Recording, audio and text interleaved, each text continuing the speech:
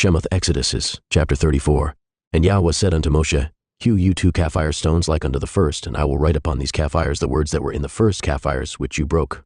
And be ready in the morning, and come up in the morning unto Mount Sinai, and present yourself there to me in the top of the mount.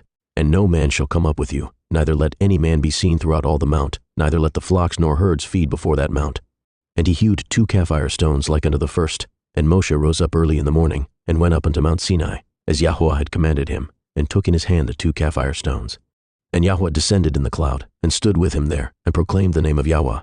And Yahweh passed by before him, and proclaimed Yahweh, Yahweh El, merciful and gracious, long-suffering, and abundant in goodness and truth, keeping mercy for thousands, forgiving iniquity and transgression and sin, and that will by no means clear the guilty, visiting the iniquity of the fathers upon the children, and upon the children's children, unto the 3rd and to the 4th generation.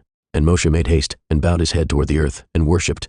And he said, If now I have found grace in your sight, O Adonai, let my Adonai, I pray you, go among us, for it is a stiff-necked people, and pardon our iniquity and our sin, and take us for your inheritance.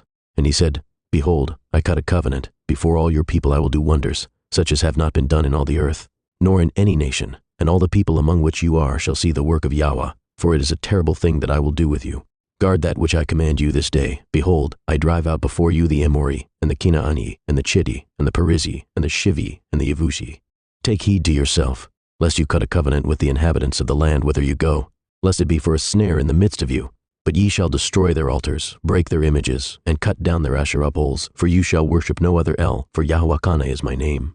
He is a jealous El, lest you cut a covenant with the inhabitants of the land, and they go a-whoring after their Elohim, and do sacrifice unto their Elohim, and one call you, and you eat of his sacrifice. And take of their daughters unto your sons, and their daughters go a-whoring after their Elohim, and make your sons go a-whoring after their Elohim. You shall make no molten Elohai. The feast of Matzah shall you guard. 7 days you shall eat matzah, as I commanded you, in the time of the month Aviv. For in the month Aviv you came out from Mitzrayim. All that opens the womb is mine, and every firstling among your cattle, whether ox or sheep, that is male. But the firstling of an ass you shall redeem with a lamb, and if you redeem him not, then shall you break his neck. All the firstborn of your sons you shall redeem, and none shall appear before me empty. 6 days you shall work, but on the 7th day you shall rest. In earing time and in harvest you shall rest. And you shall observe the feast of Katzir, of the first fruits of wheat harvest, and the feast of Asif at the year's end. Thrice in the year shall all your men children appear before Adonai Yahweh, the Elohai of Yasharel. For I will cast out the nations before you, and enlarge your borders, neither shall any man desire your land, when you shall go up to appear before Yahweh Eloheka thrice in the year. You shall not offer the blood of my sacrifice with leaven, neither shall the sacrifice of the feast of the package be left unto the morning. The first of the first fruits of your land you shall bring unto the house of Yahweh Eloheka. You shall not see the kid in his mother's milk. And Yahweh said unto Moshe, Write these words, for after the tenor of these words I have cut a covenant with you and with Yasharel.